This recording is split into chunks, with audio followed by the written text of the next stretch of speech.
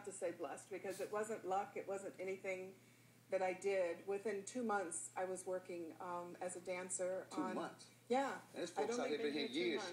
Waitresses. Way back when Jane Kennedy, part of Black history. The last year of the show, they only had a few more shows to go, and Lamont sent me over to meet the choreographer. And I'm sitting, you know, in the audience. There wasn't an audience, but it was just in the studio, you know. And I'm waiting for lunch to meet the choreographer, and this big guy walks over to me, and he says, "Can you dance?" I said, "Yeah, I had never taken a dance lesson, you know."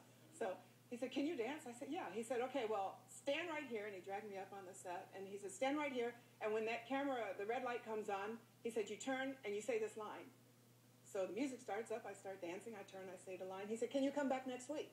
And I said, "Yeah," and that was George Slaughter. No, I know George. George is crazy, too. He is crazy. George is crazy, but see, laughing was revolutionary. Laughing was, well, they got, the censors used to hit them hard because they were talking about Vietnam. Goldie Hawn was dancing with the paint on the belly. Jane Kennedy, an icon, true Black history.